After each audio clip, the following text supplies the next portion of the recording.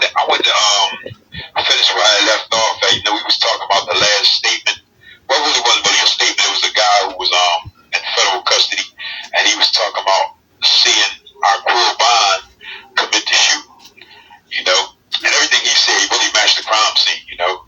And it's crazy. It's crazy because I knew for a fact that the DA and the cops all knew he did it, right? But he had this little punk ass alibi that they really didn't never even check. They just said, okay, well, we can't charge him because he got an alibi. But at the end of the day, I've been sitting for this boy for 22 years, and this boy he had death penalty. He had 2 life sentences. Mind you, he took a 16-year-old kid for standing on a corner selling drugs. He shot his friend. He shot somebody we all knew by mistake. You know what I'm saying? And how he get out death row and get his life sentence back is like unbelievable. That he may be home now, because last I know he tried to jump on my man case. My man had a life sentence. He won a new trial. He went down there. He was ready to fight it. Looked up. This boy that jumped on his case. He had to go and plead guilty to 10 to 20, and he eventually just maxed out. So that's good that he's home now. But he would have been home 4 years ago if this boy didn't jump on his case. So I don't know who this boy telling on. I don't know what kind of deal he got. But for him to get off death row and give back a life sentence, and the courts never did it. It just is. They said in the court case that his sentences was adjusted. So he's telling on somebody. Whoever he's telling on, he telling on everybody but himself.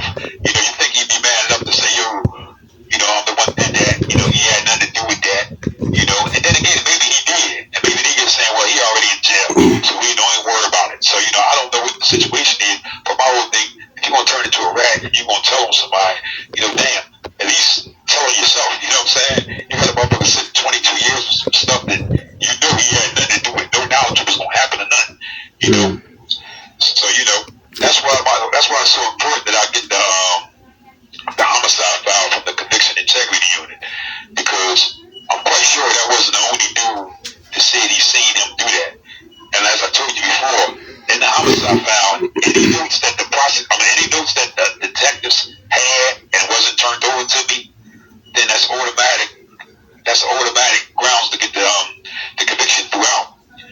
So that's why it's so important for me to get this homicide file. And I was hoping that the conviction integrity unit, once I hired the lawyer, they just would give it to her. But their whole thing is they saying they still haven't decided whether they was going to accept the case. You know what I'm saying? Right. And my whole thing is, like I said, it's been 5 years since I originally filed the first submission. Then I resubmitted in 2019. Right. And I understand they being swamped with cases, and I appreciate everything Larry Krasner did, been doing for everybody. I mean, he's a blessing in disguise, because you had a lot of guys, man, that wouldn't be home. Out of 30 people he even got home on wrongful convictions, only one person so far have been charged with any major crimes out of 30 people. You know what I'm saying? Let me ask you about the. Go ahead. I just want to ask you about the integrity unit, because you said that they have to review and see if they want to take on your case, but you just want the file. Why do they got to review anything if they just going to release a file to you? Yeah, that's my whole thing. I didn't understand that. I thought once the lawyer got hired, she'd go down and just pick the file up. Then if she finds something in the file, she could go ahead and put a post-conviction and then she could show them that, this is withheld. So I don't understand what they're doing, but that's what they told her. You know what I'm saying? So, like I said, I paid her $75, and really all she did was basically took everything I gave her, put it on paper, and put her name on it. I already had that. That was already filed. So, she did ask, can y'all please expedite this, because it's been a while, but like I said, man, I'm just sitting there waiting on them, man. It's crazy because, like, you don't know when they're going to look at it. Like, that's the worst part about it. You write them, they don't respond. You try to call them, they don't pick the phone up. So, all I can do is, sit back and wait. I'm just hoping, man, that I catch a break and they can go ahead and say, yeah, man, let's get this guy out of jail. I mean, just think about it, not even just the file, just look at the evidence in the case. I'm convicted on 3 statements that never even matched the crime scene. And then you got the crime scene unit investigator coming down there changing his testimony to fit the statements. You know what I'm saying? They're trying to make them match, and that still didn't make sense. So that alone should have had the people saying, man, we got to let this boy go, man. This don't make no sense. He was winning cases. They got mad. They did whatever they could do to make sure he lose. You know what I'm saying? Mm-hmm. And like I said, at the end of the day, I don't feel no, animosity against him because I realize, this is their livelihood, and I stepped into their livelihood. And if I would have kept winning, can you imagine how many people would have felt, yeah, they did that, I'm gonna do that. So I was kind of like messing up their little hustle. So, I had to go ahead and just take the defeat and say, man, it is what it is, I stepped out of my league, and they making sure that they, taught me a lesson in the long run, you know what I'm saying? But like I said, as long as conviction integrity unit, do their due diligence, man, and go ahead and get this sentence vacated, I'm cool, I'm just hoping I don't have to sit here for year after year after year and just keep waiting on these people when everything I explained in these videos is already in front of them. Like I told you in the second trial, I literally was letting the lawyer do it. I was just writing the closing arguments, open arguments, and I just was like, me and him was just, talking about strategy and all that, and that was kind of working. You know what I'm saying? But once he jumped out and said, he almost got me booked, and I was like, oh, come on, man, damn. Stick to the script. We beat this shit. Right. Then I do the same trial and get acquitted in 20 minutes. Like, you're a lawyer, man. Been a lawyer all your life, So it let me know that it was just like their arrogance wasn't going to allow them to listen to me. So I was like, I got to do my own thing. You know what I'm saying? That's my whole thing, man. I'm in my 50s now, man. You know what I'm saying, man? All I want to do, man, is get out there, man. So I can go ahead and live my life, man. And at the same time, try to make sure people don't make the same mistakes I make. Right. You know what I'm saying? But like I was trying to tell you, when you run into, it's not about female judges, especially black female judges. Yeah, I was going to get into that. Next. It's crazy because just like in Meek's situation, that lady liked him, but she hated him. You know what I'm saying? Right, she loved him, but she hated him. Right. They love you, but they hate you. They looking at you like, oh, this woman lies an ass nigga, this, that, no, this, that. They think I'm letting him go home. He always act like he's doing this and he's doing that. Like, it's like they think they know you because they know people from the hood. Like, this chick told me straight up, she said, I got people down the bottom, I know all about you, this, that, no, this, that, no. So I'm sitting there listening to her like, damn, this is a judge talking to me like she a chick from the hood. You know what I'm saying? And that's the worst thing you could do, man, because they just really, like, their whole thing is he's better off in jail. You know what I'm saying? So it's just crazy, man. The female judges, and she was so arrogant that she literally went to somebody's transcripts and told the court reporter, take this out, this don't sound right. So I could imagine what she was doing to my kids. You know what I'm saying? Right. Like you remember her name? Like she wanted me. You remember her name? So I could imagine what she was doing in my case. Oh, yeah. Her name was Renee Caldwell Hughes. Wow. She's still on the bench? Say that again? She's still on the bench? No. They made her resign after that. That was enough. Yeah. They made her resign. I'm going to tell you the crazy thing about it, too. Now, listen. Her closing argument, she had said a charge in her closing argument dealing with reasonable doubt. And everybody who had lawyers, and the lawyer didn't object to her charge, all won new trials. They went back and gave all of them new trials.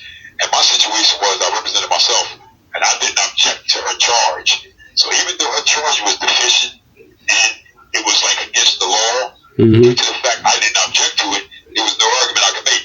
See, that's the worst part about representing yourself. If you miss something, you're done. Wow. You know what I'm saying? Yeah, you're done. Had I not represented myself in 2016 when the lawyer found that issue, I would have automatically had won a new trial. I'd have been home by now.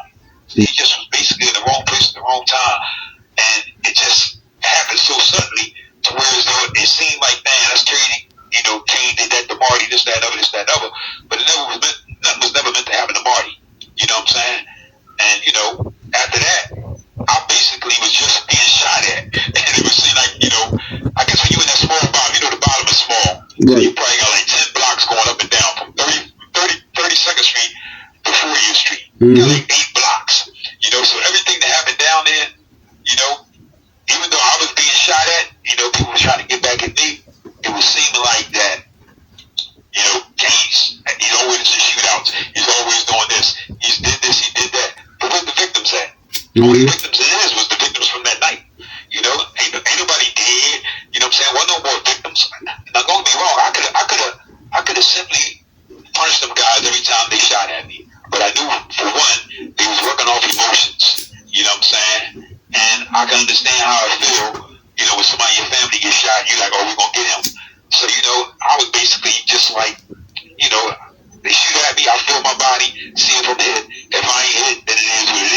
You know, it got so crazy. I'm gonna tell you, one day I was sitting on 34th Street, all right, on 34th and Wallace, and I'm sitting in a chair, me and like three dudes, we sitting there, three young boys, we sitting there, I'm talking on the phone. So, across the lot, like 30 yards away, I see somebody walking straight towards me across the lot. And they got a beer bottle, you know, remember the beer bags that you used to carry, the plastic bags you carry your 40s in? Yeah. Their hand is inside the beer bag.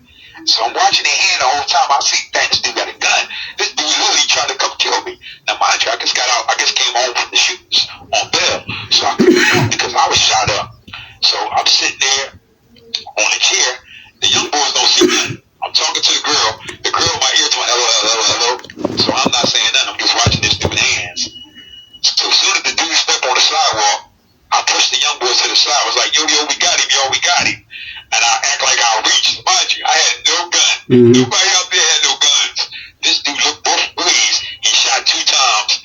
Both of the bullets went in the wall. He dropped his hat. I went over and picked his hat up, and we sat back down. It was like I got numb to being shot at. And we sat back down, and we just sat down like ain't nothing ever happened. Wow. You know? So when stuff like that's going on, and you hearing about it, and the neighbors hearing about it, oh, that's Johnny Kane down there shooting. They don't know that I'm being shot at. You know, don't get me wrong, a couple times I return fire. If I'm riding in the car and somebody shot at the car, I may return fire, you know what I'm saying? But at the end of the day, I wasn't going around there on Mount Vernon Street or on Hartford Avenue, you know, okay, y'all shot at me, now I'm going to go around here and shoot somebody. I can say to myself, man, you know, hopefully everything died out. I'm just going to sit back and chill, you know, so they hype my name up like I really was out there just killing people for no reason and shooting people for no reason, and it ain't true. Yeah. You know? And if it is, where the victims at? But anyway, like I said, you know, that's why everybody say, you know, Kane did this, Kane. That one night, you know, a friend, somebody who was a friend actually got shot. And it really wasn't meant for him. And everybody's like, damn, why would he shoot him? If he shot him, they shoot anybody. You know? So that made me look bad in the eyes of everybody. So that made me look bad in the eyes of everybody. You know what I'm saying? But other than that, man, you know, I've been in jail 22 years, man. I ain't stab nobody. You know, I ain't assault nobody. You know what I'm saying? A violent dude gonna be violent no matter where you go at. Right. You know what I'm saying? I'm not saying I ain't. Alright? Okay, this is what I wrote back up camp. When I was up Camp Hill, I got convicted. I said, well, it's been more than 2 weeks now since I had my life turned upside down. So far, I adjusted well. I spent most of my days in my cell. The thought of betrayal is still on my mind. I keep telling myself I'll be fine. The one thing I have on my side is the law. Just knowing he'll be there for me to make it through tomorrow really makes my day more complete and helps me to be able to accept this small defeat. When I first came to jail, I was held without bail. I went from trial to trial again and again. Never did I lose because I knew I had to win. I went through different DAs to get where I'm at. I could have gave in early and turned into a rat, but I knew I didn't do these crimes they charged me with, and I also knew a law created me with a gift. It's a gift you can't unravel, get on Christmas time. It's about studying real hard and using your mind. The first trial I did, I couldn't believe it myself. I figured if I was to lose, it would really be rough. But after open arguments, I really settled down. By the time the closing came around, the DA was looking like a clown. I really felt sorry for her because she didn't start this war. My beef was not with her, but the system she worked for. The verdict came in and it didn't take long. Can you imagine how I felt winning and couldn't go home? I got back to the jail before I could even celebrate. They woke me up the next morning and took me back through the same gate. I thought it was a mistake because I just got acquitted yesterday. But when they told me I had another trial, I said, damn, these devils don't play. I guess the scheduling was designed to wear me out. But what I had on my side was a reasonable doubt. I went in there feeling like a swimmer, running out of breath. I had to beat this trial because the next one I faced death. This was a little hard because the witness was the police.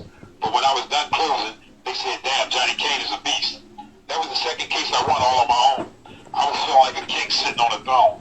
I knew I couldn't rest because things got deep now. The next DA asked the jury to send me 6 feet down. The stakes grew more and got higher and higher. And the sad thing about it, every witness was a liar. A lot of people asked me, was I sure I made the right decision, knowing I was facing death or life in prison. I said, it is whatever knowing is a law's plan.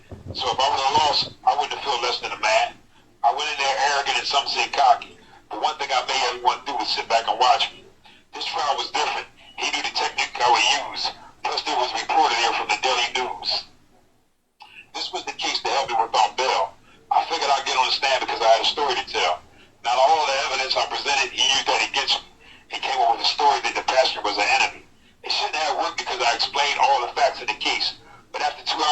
incarceration, everything was a waste. The jury came out and asked to hear everything again. No one couldn't believe it, especially when they said I would win. After 5 more days, I was acquitted of first degree. It really didn't matter because back to jail it would be. Some say I made history because I beat the death penalty. None of that shit meant a damn thing to me. I really felt I lost because I explained this whole damn case. And I guess they couldn't feel the tears that ran down my face. Now it was back to jail to prepare for round 2. The DA could figure out everything I would do. I never realized how bad he wanted to win. I wouldn't be surprised if the jury foreman was his friend. The judge in the case was like no other. I guess she was still hurt because her husband left her for a younger lover. Whatever the reason was, she treated me like shit. And whatever the DA asked for, he surely got it. I knew something was funny because it wasn't in the daily news. I guess the fix was in already to make sure I lose. I asked questions again and again, and every question I asked, the judge sustained. The DA was slick and he knew what witness to put on. It was like he was playing chess, controlling a pawn. He left one witness out, and I guess you wonder why. Because the first trial he told the truth and he didn't lie. I thought it was smart to call him to the stand, but the judge sustained every question I asked him again and again. My lawyer sat behind me and told me I was being robbed. I looked at him and knew he was part of that mob. It was like they all got together to make sure I didn't win. And in my eyes, playing with someone's life is a grave sin. The jury came back and found me guilty of conspiracy. I think the judge, the lawyer, and the DA was guilty, not me. I took it on the chin and said it could have been worse. I could have got the death penalty and guilty at first. All I can do now is hope I can turn this wrong into a right. And I'm going to keep my head up and continue to fight. As long as the law knows I'm not the monster everyone made me out to be, I'll just have patience till he decides it's time for me to be free. And I wrote this joint back in 2003, just sitting in the cell like, man, you motherfuckers got me good. You know, but like I said, at the end of the day, it was like, it is what it is. It's part of the game, man. You know? I accepted the challenge, you know, and although my odds are won, but, you know, 22 years, man, I lost, man. You know, ain't nothing they can do now to ever, you know, repay me for 22 years. No matter how you look at it, I lost. Right. I lost. You know? I lost. Only thing I can do is just be thankful that it ain't worse than what it is. You know what I'm saying? Or thankful that my arrogance out there on the street didn't allow me to get killed. You know, going back into that neighborhood, knowing that dudes shooting at me, and I'm thinking I'm invincible. You know, so at the end of the day, man, all I want to do, man, you know, is just get my freedom back. You know what I'm saying? Mm-hmm. So ain't no doubt. Listen, I ain't got no choice. You know, I couldn't blame the appellate courts. I just knew I was gonna win on appeal. You know, like I said, but it just got so crazy that no matter what, they kept saying that this evidence that I presented to everybody on this video was overwhelming. Like, and I'm like, what are they looking at? It's just like they just didn't even want to go back over the evidence. Their whole thing was, you're guilty. You got found guilty by a jury. We're not disturbing that conviction. You know, we're not even going back over the evidence. And I couldn't believe it. You know, I just knew I was going to win on appeal. But like I said, man, you know, they all in one. You know, it's just different levels. You know? And, you know, I mean, it is what it is, man. You know? Unbelievable. 45 years, cuz, to represent yourself. You know what I'm saying? 45 years. I'm doing 45 years to represent myself. A lawyer would have beat that case with his eyes closed if he really wanted to. He'd beat that case with his eyes closed. You know? For 45 years for representing myself. Deep, huh? Oh, you know, one thing about me, man, you know, I look at this like, you know, I've been in jail all my life. You know what I'm saying? Right. I've been in jail since I was 20 years old. I'm about to turn 54 years old. You know what I'm saying? So, you know, all I can do is just, I'm not letting the time do me. I'm doing the time. You know what I'm saying? So, you know, I'm a good dude, man. You know, I got a good heart. So, I help a lot of people out of here. There's a lot of people here, you know, they ain't fortunate, you know, and, you know, I'm a hustler, you know, by nature. So, I'm going to always have my own. So, as long as I'm looking out for people, man, you know, I help people all the time. You know, like I say, man, it is what it is, man, you know. I'm not going to let the jail time do me. I ain't going to let it drive me crazy. You know, I'm be the same person I was 30 years ago. I'm the same person now. So, you know. Yeah, I remember our last conversation. You said, you know, when you do come home, you're not going back to that neighborhood. You know what I'm saying? Like this, I'm not even going to put myself in a position to be back in that kind of environment. Right. You know what I'm saying? Like, you know, the sad thing about it, if I do come back, it's me coming back just to, like, on a stage or somebody, or they tell these kids, like, yo, cuz, it's not worth it. You know, y'all got to put the guns down. You know, for one, a gun don't save your life. Guns kill. Right. But you can have a gun. You know how many dudes I see die? For instance, look at the case in hand. This kid died with a gun in his hand. You know what I'm saying? I got shot with a gun in my hand. You know? So having a gun is only creating a problem. No matter how you look at it, it's never going to solve a problem. You having a gun. You know what I'm saying? So it may make you feel like like you somebody, it makes you give you a certain euphoria, like, oh yeah, I'm this shit. You know what I'm saying? Nobody better not mess with me. But at the end of the day, man, think for your folks. Think for your family. If you don't care about yourself, think for your family. Think for the victim's family. You know what I'm saying? And that's what I like to teach and tell dudes, like, yo, man, at the end of the day, you're making 19 cents an hour. Get you a job, pay a minimum wage, man. Get you a family, get you a wife. And just live a life, just a regular life. You don't want to come to jail and be living up in these cells, man. And these white folks telling you what to do and screaming at you and talking crazy to you. You know what I'm saying?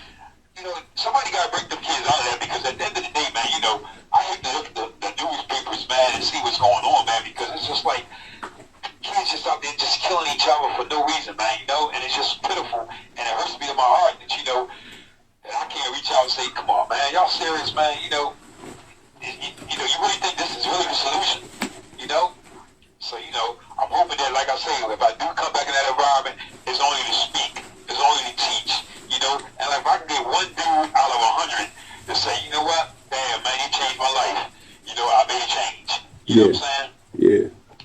Yeah. One dude, I heard some stories, man, and it's like I said, at least back when we was home, it was like situations. Like, dudes wasn't killing. Like, you could walk up and give somebody $100 and say, yo, youngin', I need you to kill this boy.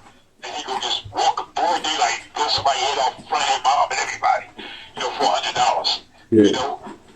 We wasn't shooting no girls or no kids or nothing like that. It's like dudes had a little more, it was like for a reason, you know what I'm saying? In our eyes, it wasn't a good reason, but in our eyes, it was like for a reason. Now it's just like pitiful, man, And it's just like, they kids, that's the worst part about it. And most of it starts because you got these kids on social media, and they talking reckless to each other, and they got to prove a point, and it's like, it's just crazy. I can imagine, man. I ain't even out there, and I just can imagine, Well, one thing I can say is, you're doing a good start, because like I said, in all reality, I never knew you, like, you know what I'm saying? Like, right. It's weird how one day I was on a visit with my daughter, and she just showed me the video, and I was like, who is this kid? I watched the video, 2 months go by, I never thought nothing of it. Then one day I was talking to my sister, and I was like, hey, do me a favor, reach out to the kid that did the video, and let me talk to him, so maybe I could probably say, yo, man, you want to hear a real story? You know what I'm saying? Right. And, like I said, you could easily say, oh, no, I ain't interested. You could have left it alone. But, I'm always appreciate you, no matter what come of this, no matter what become of this, I'm always appreciate you and say, damn, man, that brother took time out his day to sit there and, to hear the truth. Right. You know what I'm saying? And I'm always going to be thankful for you, you know what I'm saying? Like I said, you don't know me, you know what I'm saying? You could have been like, man, I don't want to talk to dude, All I did was talk about his case, you know what I'm saying? So like I said, that's a good start. You keep stuff up like that, and you keep doing interviews, you keep trying to help people, you're going to be good. Because I'll tell you one thing I know in life, God help those who help others. Yeah, you know what I'm saying? I know that for a fact. God put you in positions so that way you can help others. You know what I'm saying? And when you don't help others, when he puts you in that position, he's not going to help you. Right. What you doing, God going to make sure you're all right. And he's going to take you to another level. I guarantee you that. You just got to have patience, keep grinding, you know what I'm saying? Keep trying to get the interviews and just keep doing what you're doing, man, because like I said, you're going to be all right, yeah. That's crazy because, like I said, man, the judges, like literally, the judges would say, yo, tell another judge, yo, stop down my courtroom and watch how this boy about to do the DAs. The sheriffs and everybody, they weren't even assigned to the courtroom. They was just coming to sit there and watch me, represent myself. And I'm sitting there like, man, this is crazy. Like, I couldn't believe it. I'm telling you, listen, you had a producer from Beverly Hills contact my standby lawyer and say, yo, if this kid get acquitted, I want his story. Like, literally, he said, I want his story. You know what I'm saying? And it's like, it was just like, unheard of, man, I was able to do that. And they knew it, and they made sure, oh, he ain't made no story about us. You know what I'm saying? Like I told you, look, this lady, she was a reporter. She did all Yo, after my trial, I never heard of her again. You know what I'm saying? After she wrote that article, she was done. Come the second trial, no reporters. It's like they told her, yo, you out of pocket. You got to go. Somebody came down on her, and nobody never heard of her. I think it was Teresa Conway. I think it was Teresa Conway. Nobody never heard of her after that. Like, literally. You know, I called her the second trial. I was like, dang, what happened to her? Why you ain't covering the second trial? She was like, it's a long story. So, you know, that's how deep that is. You know what I'm saying? Yeah, that's deep. I mean, you know. That's deep. You know, it was so crazy, right? That every jury on that first trial, they looked in my eyes and was like, don't worry about it. And that's another thing I got impatient. You know what the DA told me the second trial? He said, had you sent that jury back one more time, you would have got acquitted. That's what he told me. Only person that hung out was that one DA intern. You know what I'm saying? And it was 5 days. They was back there arguing. I heard them arguing. I'm like, damn, this shit is serious. You know what I'm saying? But it was 11-1 for not guilty. And all I had to do was send them back one more time. You know, but in hindsight, you know, I said, man, let me take this verdict, get out of here. And I knew the jury don't look you in your eyes. They don't smile at you if they find you guilty. You know, but like I said, man, you know, I could have been home, man, and got killed. Could have been home and got into a situation where I had to defend myself or killed somebody. You know, and it would have all been for nothing, man. So, you know, I'm content with whatever's going on. All I ask, you know, is for them to give me a decision. That's it. Just give me a decision, man. You know, if you still don't believe me, if your evidence, if you still can't go through your evidence and convince yourself that I was unjustly convicted, then, you know, it is what it is, you know. I don't know how they can do that, but it is what it is, you know.